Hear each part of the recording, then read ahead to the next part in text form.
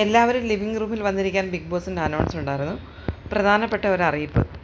12ാം ആഴ്ചയിലേക്ക് കടക്കാനിരിക്കെ പ്രേക്ഷക വിധിക്ക് അതീതമായി ഒരു മിഡ് വീക്ക് എവിക്ഷൻ സ്വന്തം വിവേചന അധികാരത്തോടെ നടത്താൻ ഞാനിപ്പോൾ നിർബന്ധിതനായിരിക്കുകയാണ്. 7ൻ്റെ പണിയുടെ സീസണായതുകൊണ്ട് ഇത്തരത്തിലുള്ള പല വെല്ലുവിളികളും നിങ്ങൾ നേരിടേണ്ടി വരും. ഈ അനൗൺസ് ചെയ്യുന്ന സമയത്തെല്ലാം ആദില നെറ്റിക്ക് കൈ കൊടുത്ത് ടെൻഷനിലിരിക്കുകയാണ്. കാരണം 2 ആഴ്ച കൂടി പിന്നിടുമ്പോൾ ഫിനാലെ വീക്കാണ്.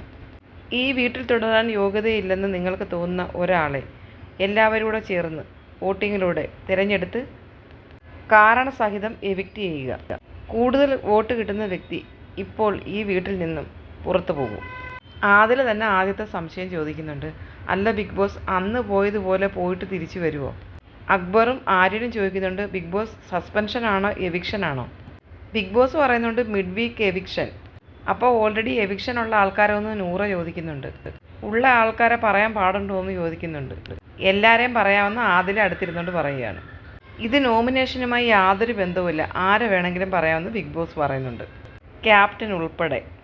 ഷാനവാസും അക്ബറും ഒഴികെ ബാക്കി എല്ലാവരും ഭയങ്കര ടെൻഷനിലാണ്. 6 പേരുടെ മനസ്സിൽ കുറച്ച് ശാന്തതയുണ്ട്. സെലക്ട് ചെയ്ത് വെച്ചേക്കാണ് ആദിലെ. ബാക്കിയുള്ളവർക്ക് ഒരു പിടിയില്ല, ഒന്നുമില്ല. ഭയങ്കര ടെൻഷനിലിരിക്കുകയാണ് എല്ലാവരും. ആരാണ് ധൈര്യപൂർവ്വം മുന്നോട്ട് വരുന്നതെന്ന് ചോദിക്കുന്നുണ്ട്. അപ്പം തന്നെ അനീഷ് എണ്ണിട്ടിട്ട് നോമിനേറ്റ് ചെയ്യാനായിട്ട് വരുന്നു. അനീഷ് ആര്യൻ്റെ പേരാണ് പറഞ്ഞത്.